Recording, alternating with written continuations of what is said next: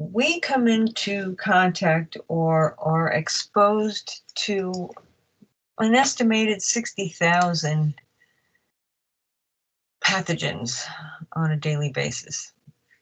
But really only about 1 or 2% of those can do us harm. And our totally amazing immune system does a fabulous job of fighting off the pathogens that are listed here, as well as taking care of toxins and dealing with amazing amounts of stress on a daily basis. You will recall that viruses are really not true organisms because they have to infect a living cell in order to reproduce. They are very simple structures, and I kind of like this analogy. They're lifeless hitchhikers until they actually enter a cell, and then they take over the reproductive mechanisms and reproduce like crazy.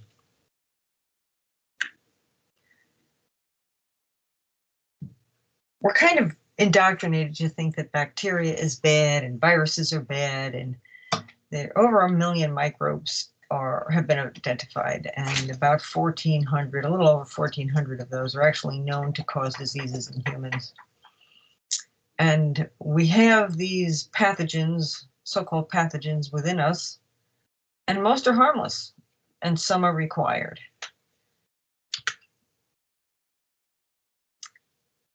Kind of like this because it shows you how amazing and incredible and fantastic and wonderful our immune system is. Various estimates say that between 1 and 5 of your cells turn cancerous, and you never know it.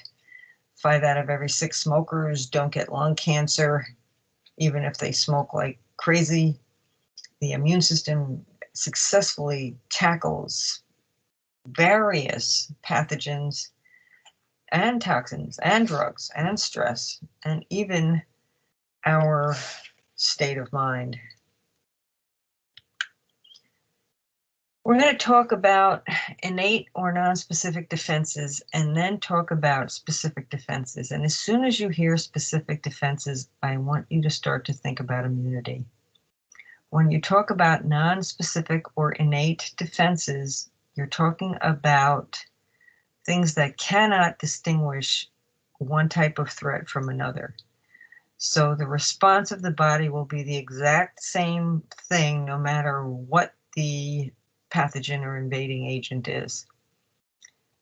And because of that, the defense is going to function the exact same way every time it sees a specific pathogen. It is present at birth, hence the name innate. It provides non-specific resistance.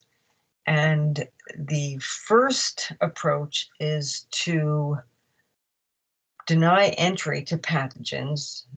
That's considered the first line of defense. And then if perchance that pathogen is able to enter the body, these innate defenses help limit the spread of microbes or whatever other pathogen has gotten in or whatever environmental hazard has entered the body. And the reason that we have these is because our bodies need time for the adaptive immune response to kick in. So innate defense is going to include all of those: species resistance, mechanical barriers, chemical barriers, natural killer cells, inflammation, phagocytosis, and fever. So let's talk about them. We already mentioned that there are 2 types of defenses: the innate nonspecific defenses and the adaptive or specific immunity. When you talk about species resistance, that basically just means that there are species that are resistant to diseases that will affect other species. And that is often because cells don't have the receptors for that specific pathogen, or the tissue does not provide the correct environment for that bacteria or virus or whatever the pathogen is to survive. So the chemical environment isn't right. Maybe the stomach is too acidic or not acidic enough, or the body temperature isn't right. There's just something that doesn't provide a good environment for that organism to thrive. And here are a couple of examples. Animals don't get measles or mumps or syphilis. The first line of defense is going to be made up of a number of different components. The first is mechanical barriers, and its job is to prevent entry of some infectious agents. And it literally oftentimes act like a baggie, so nothing can get in. And we talked about this when we talked about the integumentary system, because the skin, that epidermis, is a physical barrier which will not allow pathogens in. In addition to that, we know that the most superficial layer of the epidermis is going to slough off, and those superficial bacteria will be removed with those dead cells. Mucous membranes have cilia, and they will produce sweat and mucus and tears and saliva and urine. All of those are going to wash pathogens away. And if you remember back to 131, we talked about the mucociliary escalator, and we'll be talking about that again when we get to the respiratory system. And basically that says that the mucus of the respiratory system is going to trap particles, and the cilia will sweep it away, and you can either spit it out or move it to the back of your throat, swallow it, and that material will move harmlessly through your digestive tract. When you talk about mechanical barriers, remember that as long as those barriers are intact, pathogens cannot enter.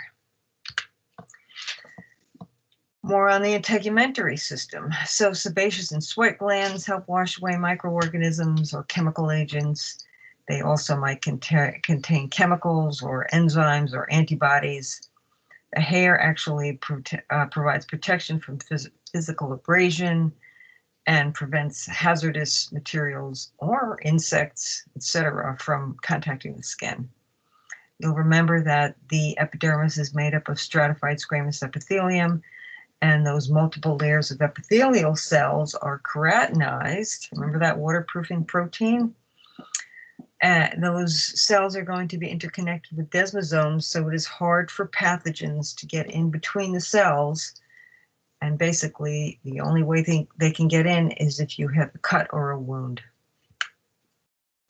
This gives you a great chart of the various systems and some barriers or mechanisms that help prevent the entry of a pathogen.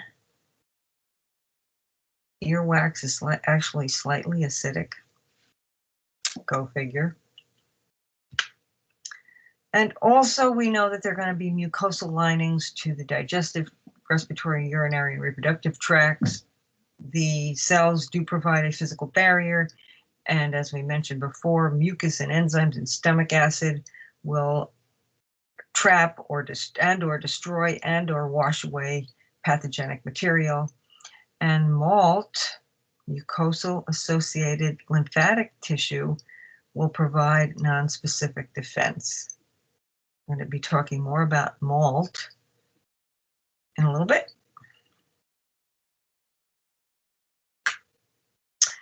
So what happens when the pathogen or the toxin gets into the body?